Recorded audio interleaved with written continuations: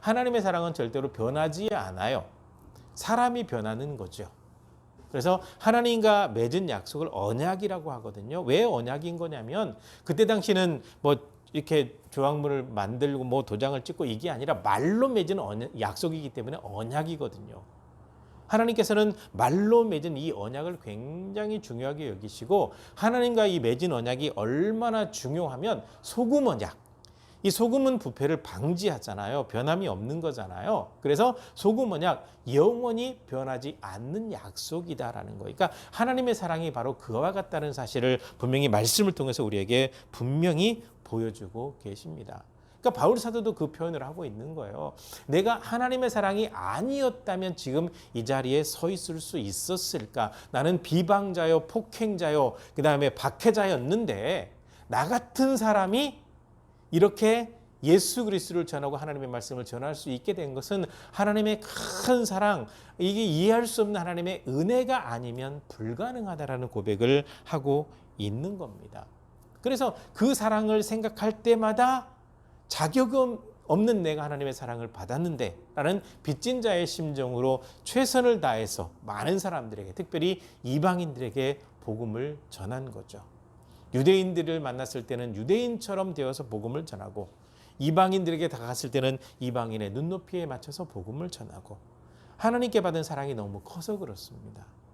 그리고 사도 바울만 그 사랑을 받았던 게 아니라 세리였던 사람, 어부였던 사람, 독립운동을 하던 사람, 그 외에 여러 부류에 있는 사람들이 하나님의 큰 사랑을 받고 예수님의 제자가 되고 사도가 되고 복음을 전하는 사람들이 되었다라고 하는 사실이죠.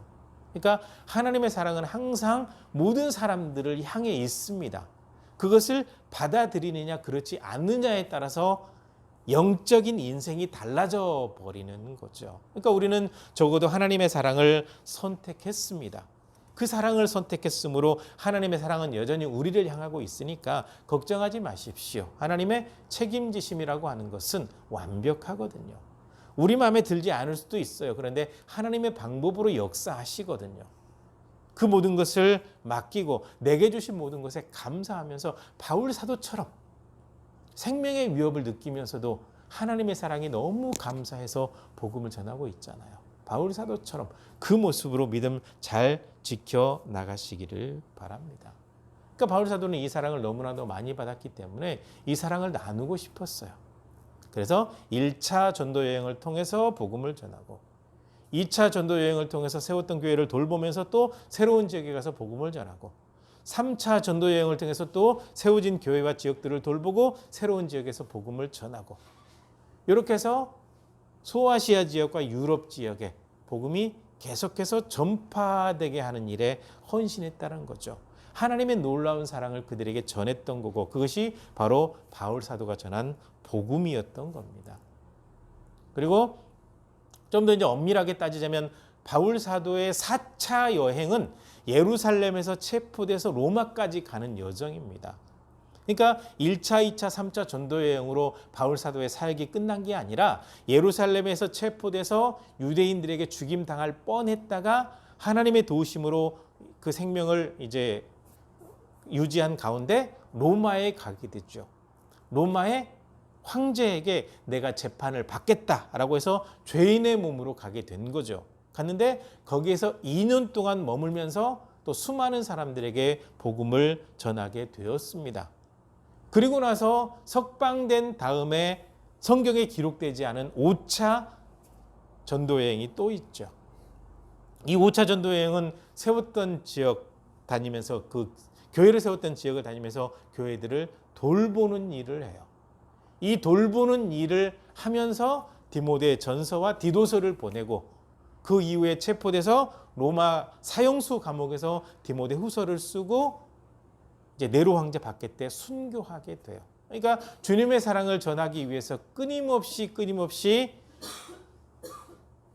쉼없이 여행을 다니면서 복음을 전한 사람이 바로 사도 바울이었던 겁니다.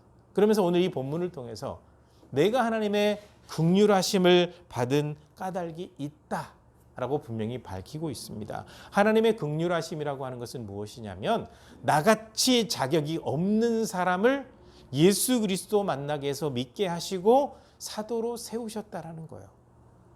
이 하나님의 은혜는 바울 사도가 절대로 잊을 수가 없습니다. 그래서 내가 하나님 앞에 긍휼하심을 입은 까닭은 하나님께서 오래 참으신다는 것을 보여주기 위함이다라고 언급을 하고 있습니다. 하나님께서는 화를 내실까요? 안 내실까요? 성경을 자세히 읽어보시면요, 하나님 화내시는 모습이 자주 나옵니다. 화내시는 모습이 자주 나오는데요, 하나님께서 화를 내실 때에는 그냥 그때그때마다 화를 내시는 게 아니라 참으시다가, 그러니까 그냥 참으시는 게 아니에요. 보통 우리가 가정생활이나 여러 가지 많은 생활을 할 때요, 그냥 많이 참는 사람들이 있거든요. 참는 건 별로 도움이 되지 않아요. 참지 말고 그 감정을 표현해 나갈 때 크게 화내는 일이 확실하게 줄어들어요. 그러니까 하나님께서도 그 방법을 선택하신 거예요. 만약에 이스라엘 백성들이 잘못된 방향으로 가고 있으면 선지자들이나 수많은 사람들을 보내서, 때로는 하나님께서 직접 말씀하시기도 하고 주변에 있는 사람을 통해서 말씀하시기도 하고 환경을 통해서 말씀하시기도 하고 하나님께서 직접 예언자, 선지자를 보내서 말씀하시기도 해요.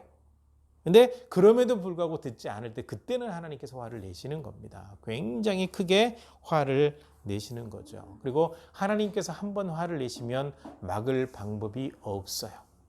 물론 하나님께서 정말 크게 화를 내셨을 때 모세가 생명을 건 기도를 해서 하나님께서 생각을 바꾸신 적도 여러 차례 있으시긴 합니다만, 하나님께서 한번 화내시고 멸하시기로 작정하시면 아주 강력하시거든요.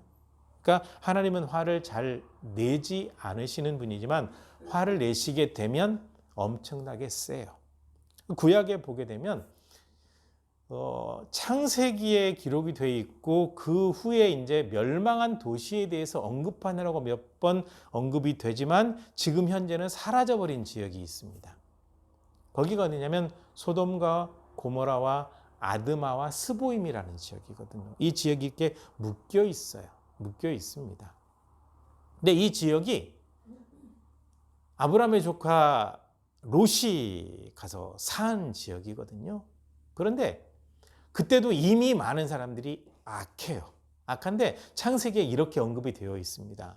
아직은 그 땅을 하나님께서 심판하시기 전이기 때문에 물이 흐르는 땅이고 초목이 많은 아름다운 땅이다라고 표현이 되어 있어요. 그러니까 이미 그 지역이 멸망한 것을 안 상태에서 창세기가 기록되었다는 것을 알 수가 있죠. 네. 바로 그 지역인데 소돔과 고모라와 아드마, 스모임, 이 지역이 죄악이 많아요. 죄악이 많은데 창세기 19장 내용을 보시면 알겠지만요, 성적인 범죄도 엄청나게 세요. 아주 타락한 추악한 도시가 바로 여기거든요. 그래서 하나님께서 그 지역을 심판을 내리셨는데 어느 정도 심판을 내리셨냐면 지금은 흔적도 없이 사라져버리게 만드셨다는 거예요.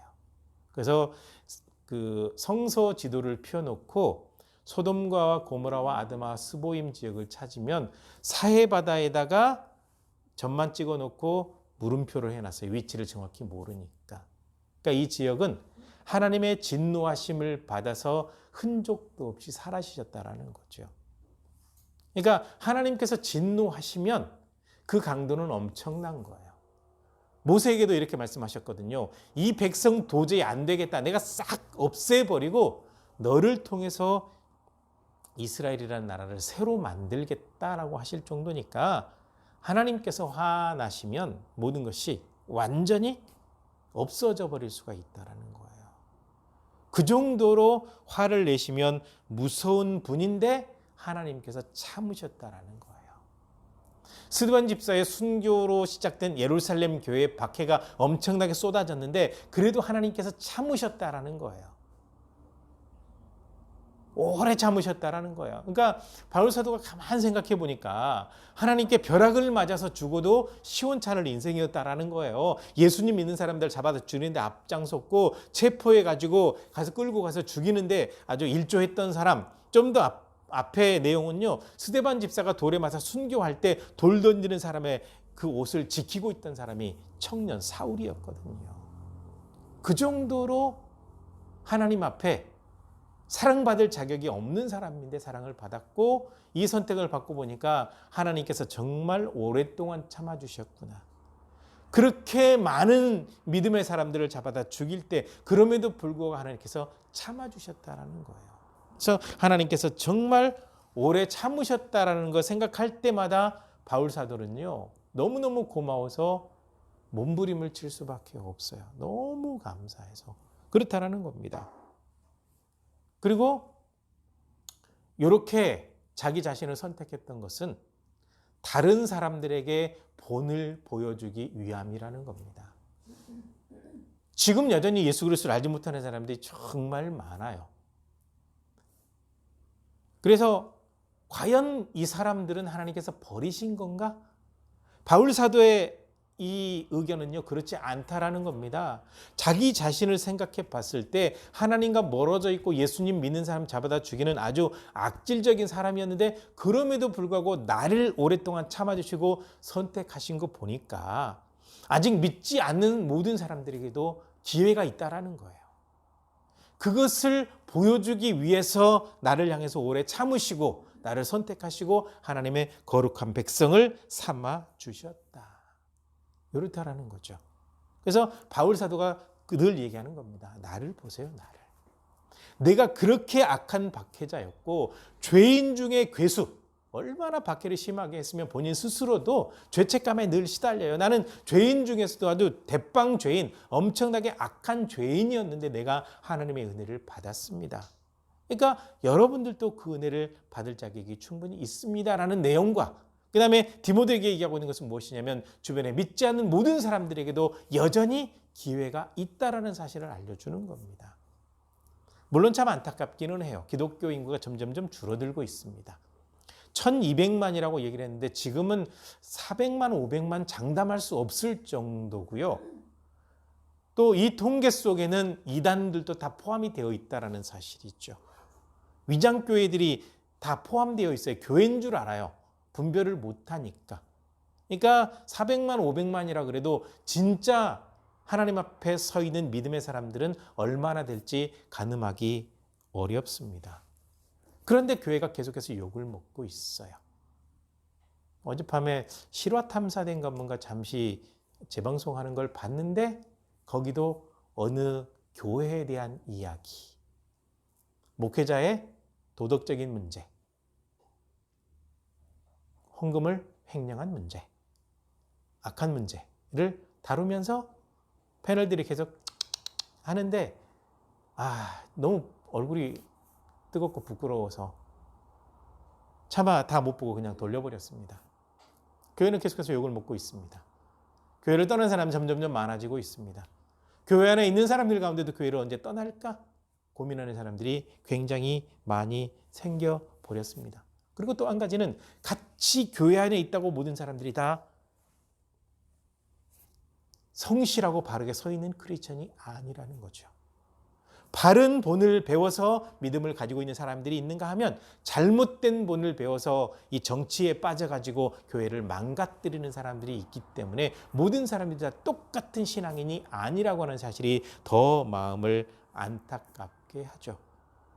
바울 사도는 이렇게 얘기하고 있습니다. 모든 사람들에게 기회가 있다라는 거예요. 모든 사람들에게. 그러면서 바울 사도가 또 한 가지 본을 보여주고 있는 거죠. 예수 그리스도를 믿고 주님의 그 큰 사랑을 받았다고 한다면 나처럼 내가 예수 그리스도를 본받은 것처럼 여러분들도 나를 본받았으면 좋겠습니다라고 편지를 통해서 분명히 얘기했던 것처럼 바울 사도는요, 하나님 중심으로 살았습니다. 복음 중심으로 살았습니다. 최대한 하나님의 영광을 드러내는 방향으로 살았다라는 거죠.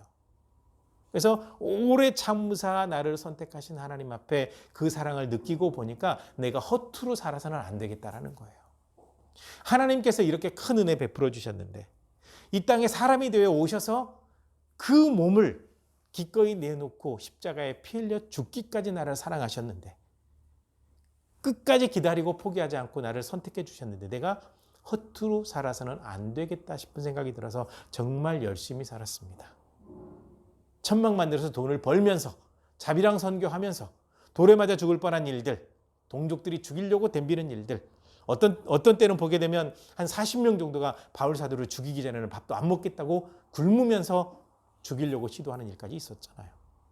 그런 상황이 있음에도 불구하고 하나님께 모든 걸 맡기고 하나님 중심으로 살면서 복음을 열심히 전하고 이 복음을 전하면서 하나님의 말씀을 최선을 다해서 가르치고 있었다라는 거죠. 바로 그겁니다. 그러니까 하나님께서 나를 향해서 오래 참으신 것을 보면 여전히 모든 사람들에게 기회가 있다라는 겁니다. 그래서 내가 긍휼을 입은 까닭은 그것을 보여주기 위해서입니다. 그리고 또 한 가지는 나의 모든 삶을 통해서 하나님께 모든 영광을, 하나님이 존귀하심을 드러내는 그 모든 일을 살게 하려고 나에게 하나님께서 긍휼을 베풀어 주셨습니다. 이거죠. 그러니까 바울 사도는 하나님의 영광을 위해서 살았습니다. 왜 그렇게 산 줄 아세요? 예수님께서 분명히 이렇게 말씀하셨거든요. 내가 이 땅에서 아버지를 영화롭게 했습니다. 예수님의 고백이거든요. 예수님이 하나님의 영광을 위해서 사셨어요. 그러니까 그 예수님을 믿게 된 바울 사도도 여전히 하나님의 영광을 위해서 사는 거예요. 그러니까 모든 믿는 사람들이 가장 크게 본으로 삼아야 될 분이 누구냐? 바로 예수님이라는 겁니다. 하나님의 말씀대로 살았습니다. 철저하게 하나님 중심으로 살았습니다. 하나님의 영광을 위해서 살았습니다. 바울 사도도 그렇게 살았습니다. 내가 하나님의 긍휼을 받은 이유가 바로 여기에 있다라고 생각을 했거든요. 그래서 모든 일에 최선을 다했다라는 거예요. 작은 일에도 최선을 다했습니다. 어느 지역에 가든지 말씀을 공부하고 싶다는 사람이 있으면 몸이 피곤함에도 불구하고 말씀을 가르쳐요. 많든 적든 그 많은 사람들 앞에서 정말 최선을 다하는 모습이었거든요. 그러니까 우리가 바울 사도처럼 최선을 다해서 산다고 하는 것이 참 중요합니다.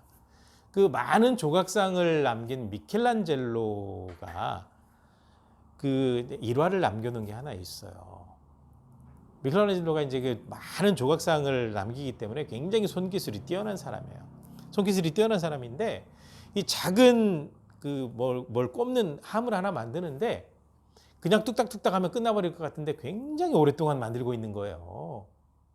그러니까 미켈란젤로의 친구가 이보게 자네는 손기술이 그렇게 뛰어난 사람이 그렇게 뭐 그걸 붙들고 몇 달 며칠 그걸 완성을 못하고 있는가?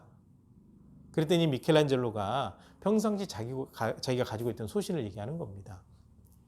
나사렛에서 목수로 사셨던 예수님께서 만약에 이것을 만드신다고 한다면 대충 만드셨겠는가? 나는 그렇지 않다고 생각하네. 예수님은 아마 이 작은 꼬지함도 최선을 다해서 만드셨을 거네. 나는 조각을 하든 뭘 하든 항상 그 마음으로 하고 있다네. 라고 하면서 나는 이 작은 건 만들지만 정말 유용하고 튼튼하고 좋게 최선을 다해서 만들려고 생각하네. 그러니까 친구가 할 말이 없었던 거죠. 그러니까 가만히 돌이켜보면 천지창조니 다비드 상이니 그 외에 굉장히 많은 조각상들을 남겼는데 이런 걸작을 남길 수 있었던 요인이 바로 거기 있는 겁니다. 정말 최선을 다하는 거예요. 자기가 가지고 있는 그 일에 최선을 다하는 거. 그러니까 바울 사도는 자기 자신이 정말 잘할 수 있는 게 복음을 전하는 일이거든요. 왜? 율법학자잖아요. 구약을 잘 알고 있는 사람이잖아요. 구약의 말씀을 가르치면서 복음을 전하는 일에 아주 탁월해요. 그러면서 동시에 직업교육까지 받았기 때문에 천막, 텐트 만드는 사람으로 굉장히 기술이 뛰어난 사람이에요. 최선을 다했어요. 그러니까 바울 사도는 자비량으로 일을 하면서 복음 전하는 일에 최선을 다했다라고 하는 것은 자기가 해야 될 일에 최선을 다한 거예요. 오늘 살고 있는 우리가 이것을 배워야 됩니다. 목회가 되었든지 공부가 되었든지 직업이 되었든지 어떤 일이 되었고 사업이 되었든지 그 모든 일이 하나님께서 나에게 맡겨주신 일이라고 생각하고 최선을 다하면 돼요. 큰 일일 수도 있고 작은 일일 수도 있고 하찮아 보이는 일일 수도 있습니다. 그렇지만 그것을 최선을 다할 때 그 모든 일을 통해서 하나님께서 모든 영광을 받으신다는 사실입니다. 그러므로 우리는 정말 최선을 다해야 돼요. 바울 사도가 자기가 할 수 있는 최선을 다하면서 우리에게 중요한 교훈을 남겨주었던 것처럼 우리는 우리가 할 수 있는 최선을 다하는 것이 굉장히 중요합니다. 그래서 내가 선택을 받은 이유는 하나님께서 오래 참으셔서 많은 사람들에게 구원의 기회를 주신다는 사실과 하나님께 모든 영광을 돌리는 삶을 살아가는 것이 신앙인다운 모습임을 알려주기 위해서 나에게 긍휼을 베푸셨다. 이렇게 표현을 하거든요. 이렇게 표현하면서 디모데에게 쓰는 편지니까 디모데에게 또 당부를 하는 겁니다. 지금 하나님의 말씀을 따라서 선한 싸움을 싸우도록 해라. 그러니까 말씀을 따라 선한 싸움을 싸운다라고 하는 것은 하나님의 말씀대로 사는 겁니다. 왜냐하면 하나님의 말씀을 거역하는 세대들이 굉장히 많잖아요. 디모데 전서의 내용이 거짓 선생들이 많다고 말씀드렸잖아요. 진리를 잘못 가르치는 거짓 선생들을 물리치는 방법 가운데 하나는 하나님의 말씀으로 돌아가는 거죠. 하나님의 말씀으로. 신천지에서 가족들의 도움으로 상담을 받고 벗어난 한 청년이 그 얘기를 했습니다. 그러니까 한번 그 잘못된 방향에 빠져버리게 되니까 그게 믿어지는 거예요. 믿어지는데 거기에 빠지니까 다른 얘기가 들어오지 않아요. 전혀 들어오지 않아요. 그런 상황이 됐고 그 다음에 신천지 같은 경우는 절대로 개종 상담을 못 받게 하거든요. 그거 받으러 가는 거는 절대로 안 되기 때문에 피하게 해요. 그래서 상황이 안 되면 집 창문을 통해서 뛰어내려서라도 도망을 치게 만들거든요. 그 정도 상황인데 이제 가족들이 휴대폰 감춰버리고 화장실 창문까지 새창살로 다 막아놔버리고 아예 옴짝달싹 못하게 만들어 놓은 상황이 돼서 아주 그냥 발버둥을 쳤지만 결국 가족들한테 당했어요. 설득을 당한 거죠. 어머니 아버지가 막 이렇게 대성통곡하고 그러는데 도저히 견딜 수가 없어서 결국은 어쩔 수 없이 가족들에게 끌려서 딱 가서 봤더니 이만희가 만든 교리가 아주 그것이 옳다라고 생각을 했는데 그 이전에 있었던 이단들이 만들어 놓은 수많은 책자들을 짜집어 놓은 것을 거기서 알게 된 거예요. 그리고 이제 보통 이단에 빠진 사람들을 다시 개종하는 상담을 할 때에는 성경을 가지고 접근을 하거든요. 성경의 내용들을 쭉 봤더니 바울 사도가 특히 조심하라고 했던 그 내용들이 다 연결이 되어 있는 거예요. 그래서 거기에서 진리를 깨닫고 빠져나올 수 있었다. 가족들이 그렇게 해준 것이 너무나도 감사하다고 표현을 하더라고요. 그러니까 하나님의 말씀을 통해서 바로 잡게 되니까 쇠뇌당했던 사람이 벗어나게 되었다는 사실인 거죠. 그래서 디모데에게도 그 얘기를 하는 겁니다. 하나님의 말씀을 따라 다른 거 하지 말고 하나님의 말씀대로만 살면 된다. 그러면 분명히 이겨나갈 수 있다. 그 다음에 항상 너도 믿음과 착한 양심을 갖고 에베소 교회 성도들도 믿음과 착한 양심을 갖게 해라. 왜냐하면 믿음을 버리고 착한 양심에서 떠난 사람들이 있는데 알렉산더와 후메네오가 대표적인 사람이다. 아마 디모데가 잘 알고 있는 사람이었던 것 같습니다. 알렉산더와 후메네오는 믿음을 저버린 사람, 악한 생각을 가지고 선한 양심에서 벗어나 버린 사람. 그래서 사탄에게 내주었다라고 하는 것은 출교, 교회에서 쫓아내버렸다라는 거예요. 그런 사실을 분명히 알려주면서 말씀 따라 살고 믿음을 지키고 선한 양심을 갖고 항상 하나님 앞에서 최선을 다하는 모습을 가지고 살아가라. 이렇게 당부하고 있는 거거든요. 그러니까 오늘날 우리도요. 우리가 하나님 앞에 긍휼함을 받으신 이유를 분명히 알아야 돼요.